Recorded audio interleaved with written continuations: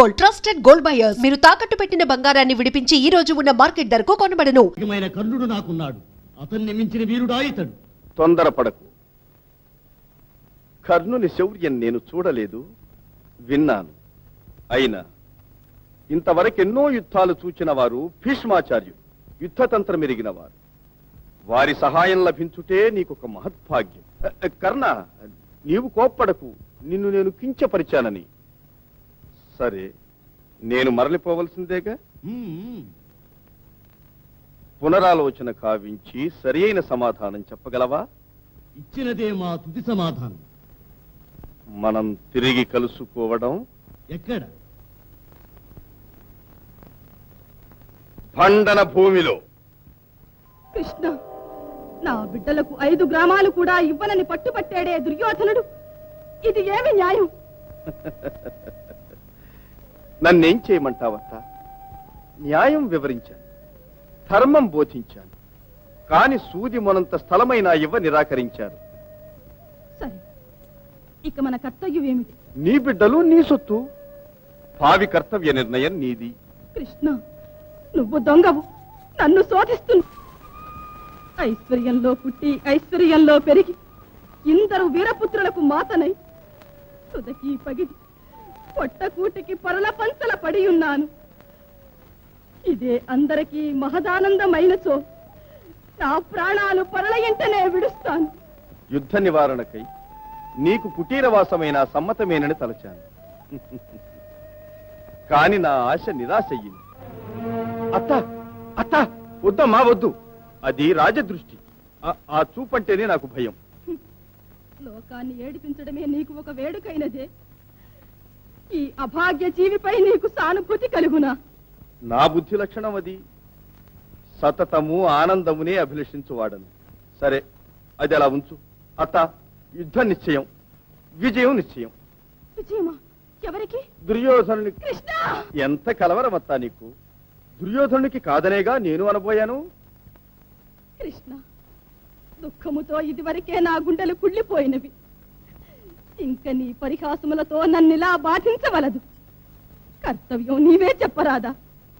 ఇప్పుడిక జయాపజయాలు నీ చేతిలో ఉన్నది. మళ్ళీ పరిహాసమా కృష్ణ? కాదత్తా, యథార్థమే నేను చెప్పేది.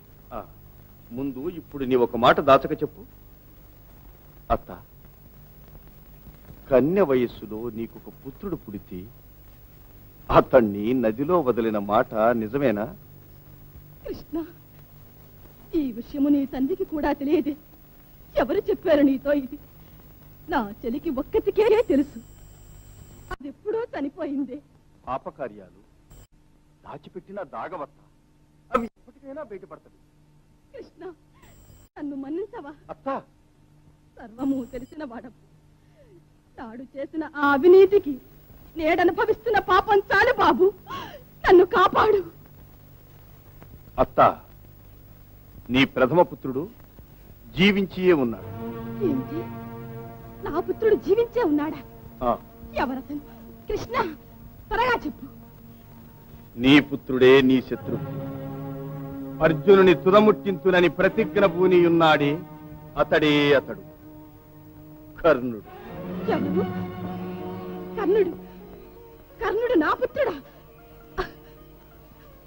అయ్యో, ఒకే రక్తాన్ని పంచుకు పుట్టి ఒకరికొకరు శత్రువులైనారా? కృష్ణ, నీ లీలా వినోదం హృదయ నిర్భేదం. అది అలా ఉంచు. వెంటనే నీవు బయలుదేరి కర్ణునింటికి పో. అవును, నేను అదే అనుకుంటున్నాను.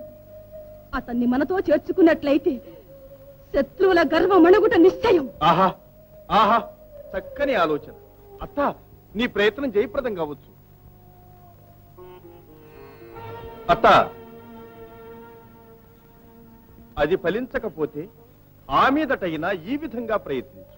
సరే, నా కోరిక నెరవేరదు. పోనీ నీ కోరికే చెప్పు.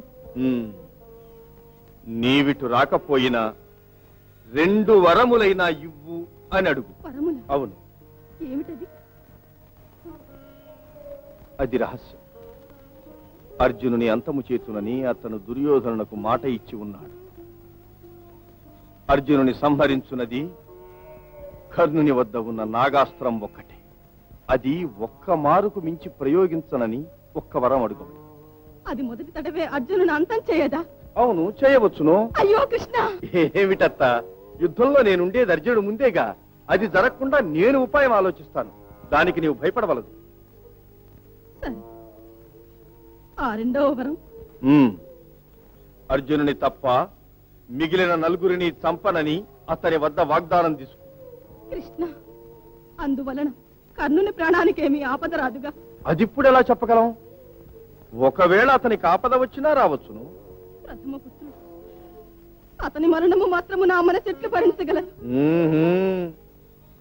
ఏమైనా నీకు ఆశ అధికం అత్త. పగవారందరూ మడి అవలే, నీ పుత్రులు మాత్రం సౌఖ్యముగా బ్రతకవలే. అంతేగా? మానవ మాతృలము, మోహ వివశులము. అత్త అత్త, నీవు ఒక ధర్మాన్ని మరువవలదు. బలవంతుడుగా ఒకడు జన్మించవచ్చు, కానీ పెంపకం వల్లనే అతడు గుణవంతుడుగాను మారగలడు. అపనిందకు భీతిల్లి కర్ణుని నువ్వు విడిచిపెట్టావు. అతను వెళ్లి చెడ్డవారితో చేరిపోయాడు. కలుపును వేళ్లతో పెకలించబోతూ ఒక్క మొక్కను మాత్రం వదిలివేయడం సాధ్యమైన కార్యమా? కృష్ణ, ధర్మశాస్త్రవేత్తవు నీతో వాదించ భావ్యమా? అయినను పుత్రవాత్సల్యం కదా, నేనేం చెయ్యని చెప్పు. అత్త, వేరెవ్వరూ ఎరుగరు కర్ణుడు నీ బిడ్డని. చేజారిపోయాడు. సద్బుద్ధితో గతం మరచి వచ్చి చేరతాడేమో. ఆ మాట అతన్ని అడిగి చూడు. నా బోటి ఒక పాపిని కర్ణుడు తల్లిగా పొందినందుకు జీవితంలో ఎంతటి అవమానము ఆపదలు అనుభవించాడో. అత్త అత్త, బయలుదేరు. చివరకు యుద్ధానికి తాంబూలాలు పుచ్చుకొనడమైనది. తరువాత జరగవలసిన కార్యక్రమం ఏమిటి? యుద్ధశాస్త్ర ప్రకారం మొట్టమొదట దళపతి ఎన్నిక జరగవాలి. మహావీరుడు కర్ణుడే దళపతి. దుర్యోధన, తొందరపడవద్దు. మహావీరుడన్నంత మాత్రమున ఆ పదవి లభించదు. వయసు అవసరమా? సందేహమా? వయోవృద్ధులైన వారికి విల్లిస్తే చేతికర్రగా ఉపయోగిస్తారు. అట్టి విల్లెక్కు పెట్టుటకు నాబోటి యువక వీరులే అర్హులు. వట్టి మతకర ఉండేది. తాత, కోపపడవలదు. కర్ణుని మాటల్లో అర్థం ఉన్నది. లేదు, 6 బయలులో బాణాలను ప్రయోగం చేసినంత మాత్రముననే అది శౌర్యము కాదు, వ్యర్థ ప్రసంగం, వట్టి వాచాలం. శౌర్యమే ఉంటే వచ్చి నన్ను ఎదిరించమని. కర్ణ, మాటలతో పాటు వైషమ్యములు పెరుగును. ఓర్పు అవసరం. నా మాట ఆలకించండి. కర్ణుని కన్నా ఎన్నో యుద్ధాలు చేసిన అనుభవం గలవారు భీష్ముడు. ఇది గుర్తుంచుకోండి. అక్షరాలా నిజం. తన మట్టుకు ఏనుగు మహాబలము కలదే కావచ్చు. మృగరాజు అను సార్థక నామానికి రాజఠీవి గల సింహమే అర్హమని మరువవలదు. అందుచేత ఏనుగును స్వప్నంలో వేధించు క్షత్రియ సింహం ఒక్కటే నాయకత్వానికి తగి ఉన్నది. అదే మాదిరిగా ఈ నాయకత్వానికి వృద్ధ బ్రహ్మచారులు భీష్ములే అర్హులు. ఈ సైన్యాధిపత్యం వారిదే. బహుముఖ ప్రజ్ఞాశాలి వారే మన సేనాపతి. పుట్టు పూర్వోత్తరాలు లేక ఎక్కడో పుట్టిన పూచిక పుల్లకు ఎవరూ పట్టం కట్టి ఇవ్వరు. ఇది నా ఉద్దేశం. మిత్రమా, నాకు సంభవించినట్టు కులహీనతను లోపంగా ఎంచిన నవమానాగ్నిలో కాల్చివేస్తున్నాడు ఈ అహంకార పూరితుడు. తల్లి తప్పిదం పుత్రుడు మోస్తున్నాడు. నా పాపమిది. ఏం చెయ్యను అమ్మా? కర్ణ, మహావీరుడవు, కలతపడకూడదు. నా క్షేమమే నీ ధ్యేయం, అది మరువకు. విజయం మనకు ముఖ్యం. దుర్యోధన, పితామహులు భీష్ములే దళపతి కాగలరు. మన పెద్దలను గౌరవించుట మనకే గౌరవం. అలాగే కానివ్వండి, తాత భీష్ములే దళపతి.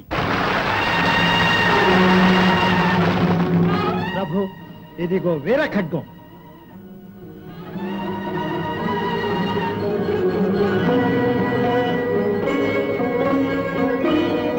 సంతోషం, కృతజ్ఞుడను.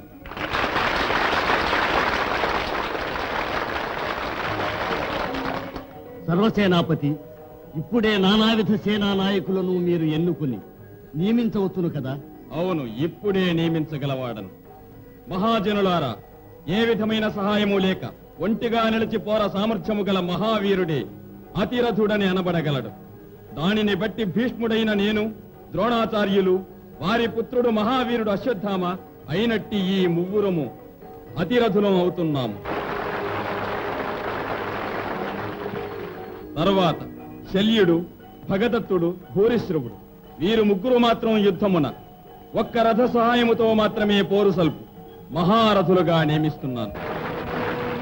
మూడవదిగా 100 మంది సహాయముతో పోరు సల్పు సమరథులుగా కృతవర్మ, కృతలోచనుడు, కనకసేనుడు అయిన ఈ ముగ్గురును కడపంక్తిలో మహాప్రవాహం లాంటి సేన మధ్య నిలబడి పోరు సలుపు అర్ధరథునిగా కర్ణుని నియమిస్తున్నాను. దుర్యోధన!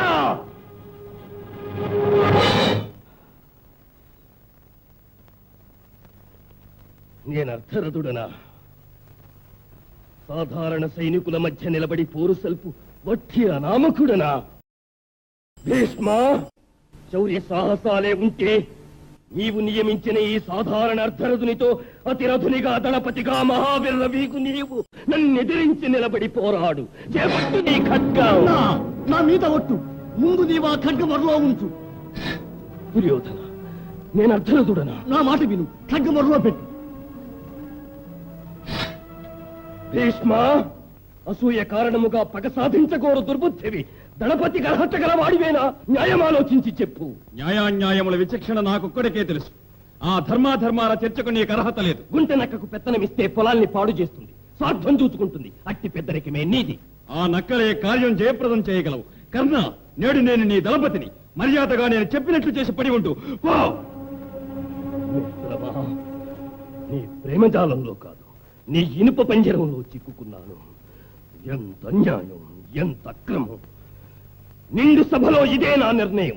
భీష్ముడు దళపతిగా ఉండి నడుపు ఈ పోరులో నేను అర్ధరథున్నే కాదు, అతిరథునిగా కూడా యుద్ధము చేయను.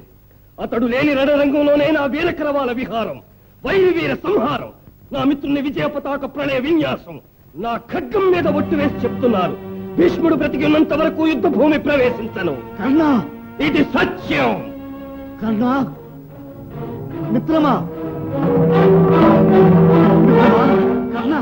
మిత్రమా! కర్ణ! అన్నా అన్నా, ఏం జరిగింది? ఎవరెవరి బాధలు వారికి ఉన్నాయి. చివరికి నేను పెద్ద చిక్కున పడ్డాను. ఇదెవరికి అర్థమవుతుంది? నీకు మిత్రుడని నేను. పోనీలే, నాకు నా కడపడి స్థానం ఇచ్చి ఆ వృద్ధ సింహము నన్ను శాసించినప్పుడు చూస్తూ ఊరుకున్నావే. నీవు నాయకుడువా? శాసించగల చక్రవర్తివా? నా ప్రాణం నీకు అవసరము, కానీ నా మానమర్యాదలు మంటగలవాలి. ఈ పాటిదే కదూ మన మైత్రి. ఛే! అంతా నా వ్రాత. నా స్నేహభావం ఆత్మవినాశనానికేనా ఇలా ఉపయోగపడవలసింది? అంతా విధికృతం. ఆ పుణ్యవతి నా కన్న తల్లే నా గొంతు కోసి ఉంటే నా బ్రతుకింత అవమానకరంగా పరిణమించి ఉండేదా? తల్లి అనే పవిత్ర నామానికే కళంకం తెచ్చిన నా తల్లి ఘోర నరక కూపంలో కాలిపోవలే. నా హృదయం వలనే ఆమె హృదయము క్షమితం కావలే. అన్నా అన్నా, దయచేసి కొంచెం శాంతించండి. మన కోపమే మన శత్రువు. ఈ ప్రమాద పరిస్థితుల్లో అంతఃకలహం ఆత్మ వినాశకరం. అన్నా అన్నా, స్నేహమునకు మారు పేరుగా జీవించిన మీరు ఏదైనా మా వల్ల తప్పులుంటే మన్నించండి. మీ ఈ ఔదార్యం జీవితాంతం మరువం. ఇది సత్యం.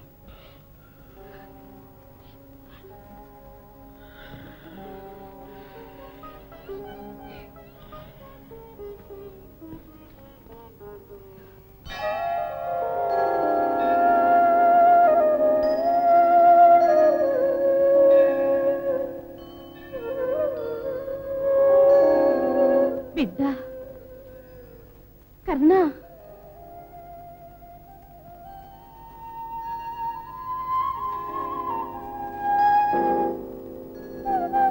రాజమాత, నేడెంత సుదినము! కుంతీదేవియే నా కోసం వచ్చారు.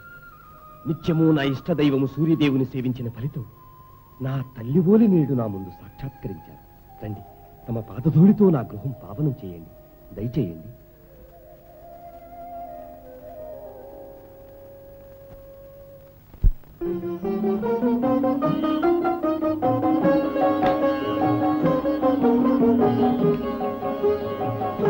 ఈ పీఠం అలంకరించండి. నా భార్యను పిలుచుకొస్తాను. వద్దు, ఇంతకాలం నిన్ను గుర్తుపట్టనే లేదు. నీతో ఏకాంతంగా మనసారా మాట్లాడవలేను. ఉండు బాబు. పలహారం ఏదైనా తెస్తానమ్మా. నిన్ను చూస్తేనే ఆకలి తీరింది. ఉజ్వలమైన ముఖారవిందం, నా పైన ఎంత వ్యాజమైన కరుణ. వచ్చినది మొదలు మీ కళ్ళలో ఆనందం, మీ నోట మంగళవచనము. నా వడలు జలధరిస్తున్నది తల్లి. నా భాగ్యం కర్ణ, ఈ హృదయం ఉన్నదే ఇది దేవుని అద్భుత బహుమానం. మానవులు అనుబంధాలు ఆధారంగా ఆశాపాశాలతో దివ్య ప్రేమానురాగాలను వృద్ధి చేయు ఒక ప్రత్యేక యంత్రం. అది మాత్రమేనా? సుఖము కలిగితే సంతోషించడం, బాధ కలిగినప్పుడు విచారపడడం, విచారం తప్పని గమనించి క్షోభించడం, ఇట్టి గుణాలే దాని స్వభావం. అదే వర్ణనాతీత సృష్టి శిల్పం. నీవు జరిగినదేదో తలుచుకొని మాట్లాడుతున్నావు. నా తలంపు అది నిరంతర వేదన. పరిపూర్ణ సలక్షణ సంపన్నుడవైన నీకు వేదనంటే విధి విలాసమే ఘోరమనవలే. కారుణ్యము లేని హృదయం ఒక పడతికి, అది మాతృదేవికి. విధినే సాకుతో నేరస్తులను తప్పించగలం, కాని ఈ మందభాగ్యుని తప్పింప సాధ్యమా? తనయునకు తల్లి చేసిన ద్రోహం ఘోరం. కుక్క బ్రతుకమ్మా నా స్థితి. తల్లి, నన్ను పరికించండి తల్లి, నన్ను పరికించండి. నా కనులు రగులుతున్నవి, రక్తం బుడుకుతున్నది, దేహము వణకుతున్నది, నా కరములు అదురుతున్నవి. ఇది బిడ్డలకు సహజం. ఆ తల్లే ఎదుటి పడితే నా హృదయాన్ని ముక్క ముక్కలుగా నరికి చిత్రవద చేసిన ఆ తల్లిని ప్రాణం తీయుట పాపమా, నరకమా? లేదు, నాకట్టి భయమే లేదు. ప్రతీకారమే నాకు స్వర్గం. బహు పుణ్యవతి బాబు నీ తల్లి. కొడుకు చేతిలో చచ్చే భాగ్యం ఎంతమంది తల్లులకు దక్కుతుంది. నీ చేతిలో చస్తేనే నీ తల్లికి మోక్షం, నీకు స్వర్గం. నీ తల్లే వస్తే నీవు చేస్తానన్న మాటను తప్పవుగా. ఎవరా తల్లి? ఎవరా తల్లి? తెలిస్తే చెప్పండి. ఆ తల్లిని నీవు ఎక్కడెక్కడో వెతకవలేనా? ఇదిగో నేనే ఆ పాతకిని, నేనే నీ తల్లిని.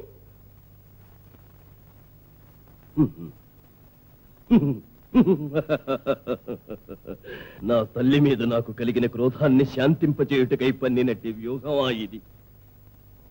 అమ్మా, తల్లులంటే మీకెంతటి హృదయ స్పందనం! ఇటువంటి పరమసాధ్యుని నేను తల్లిగా పొందా అంతటి భాగ్యం చేసుకున్నానా? అయ్యయ్యో, పాపాలన్నిటికీ నిలయమైన నా మీద ఎంతటి కరుణ నాయనా నీకు. కరుణ, నన్ను నమ్ము. ఈ పాపిష్టిదే బాబు నీ తల్లి, ఇది సత్యం.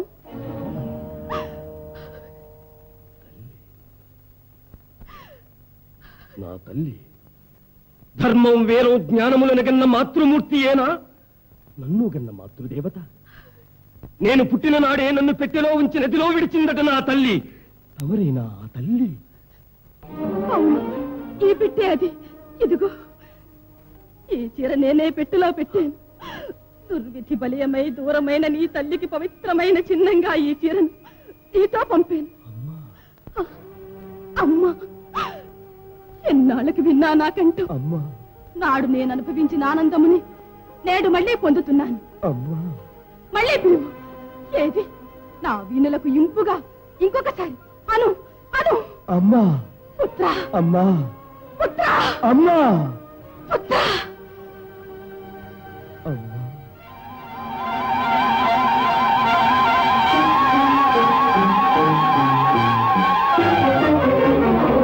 బిడ్డ, కర్ణ, బాబు,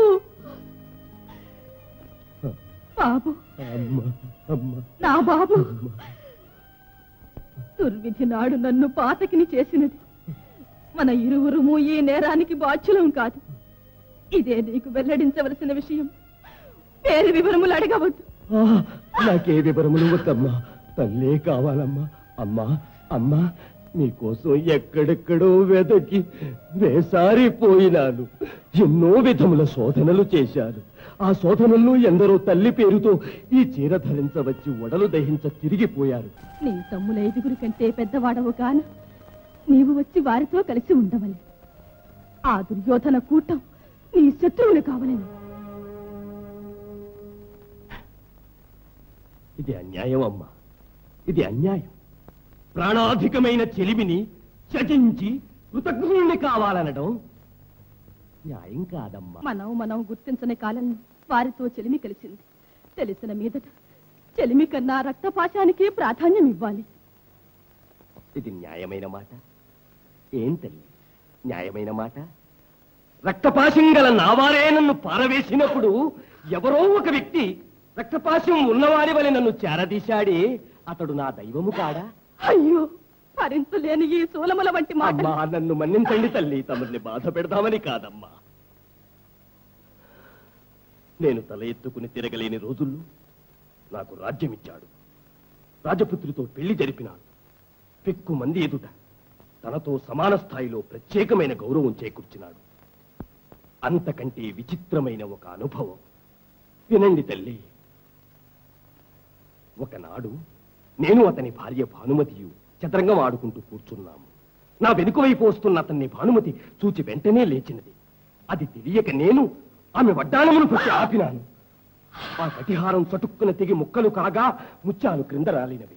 అయ్యో సిద్ధప్ప, ఏమున్నది? అతడు అపరదైవమమ్మా, అపరదైవము.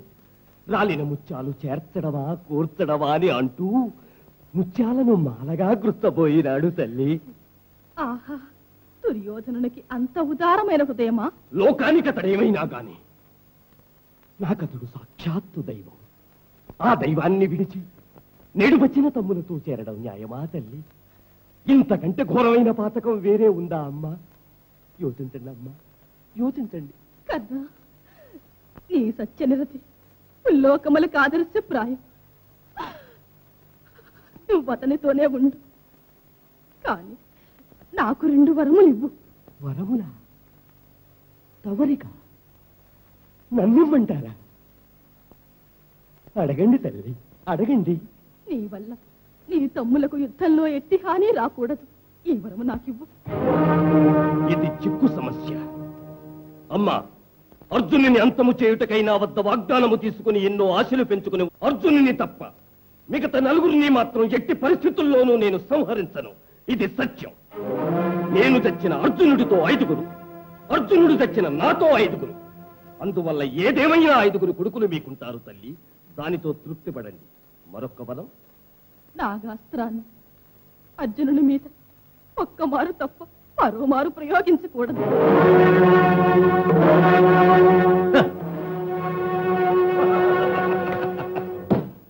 గట్టి పన్నుగడ. దైవసముడైన హితైషి ఎవరో సూచించిన దారి ఇది. ధర్మమే జయం. లిఖితం ఎలా ఉందో ఆ ప్రకారం జరుగుతుంది. నా పట్టుదల వల్ల ఫలితం అలాగే తల్లి. అర్జునుని మీద నాగాస్త్రం 2వ మారు ప్రయోగింపను. ఇది సత్యం. కలకాలం వర్తిల్లి నాకు ఆ వరాన్ని దేవుడు అనుగ్రహిస్తాడు. అమ్మా, నాకు మీరు కూడా మనసారా 2 వరములు ఇవ్వాలి. నీకు నేను వరములివ్వనా? వరములిచ్చే భాగ్యమా నాకు? ఏమిటది?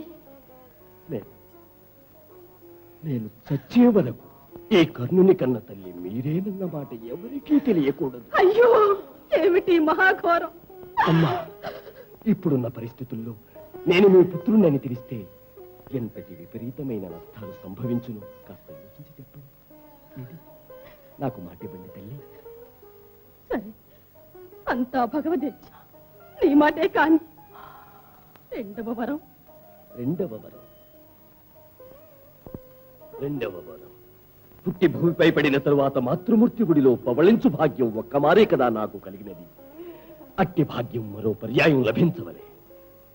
తల్లి, నేను చనిపోయాక అయ్యో, నీ నోటితో ఆ మాటను. నీకు మరణమే ఉండదు. మాయదేహం ఎన్నడో మసికాక తప్పదు. అందుచేత నేను చచ్చిపోగానే నా తల మీ తొడపై నిడుకుని పుత్రా పుత్రా అని దిక్కులదరునట్లు నా జనన రహస్యాన్ని ప్రపంచానికి చాటే భారం మీదే. ఇది నా 2వ వరం. ఇది ఏం వరం బాబు? గుండెలు చీల్చు వరం.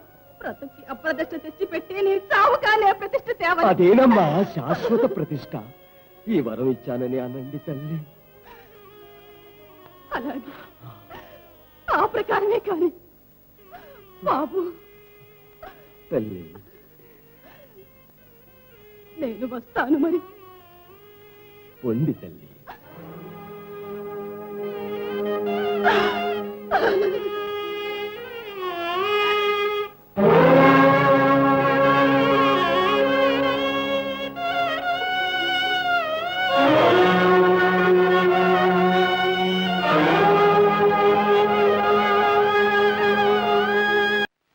ఎవరిది? తమ్ముడా? రారా, ఇలా కూర్చో. అరే, నీకు నిండినవి 100 ఏళ్ళు. నీ సద్గుణాలను ఇప్పుడే వీరికి వివరిస్తున్నాను. అందుకు సందేహమా? సహదేవ, నీతో ఏకాంతముగా మాట్లాడవలే. అవశ్యం.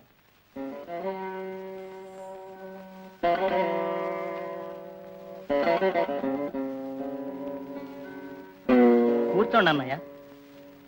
ఏమిటి మీ ఆజ్ఞ? తమ్ముడు, నీవు సకల శాస్త్ర కోవిదుడవు. నాకు నీవు చిన్న ఆలోచన చెప్పవలేను. అలాగే, తెలిస్తే తప్పక చెబుతాను.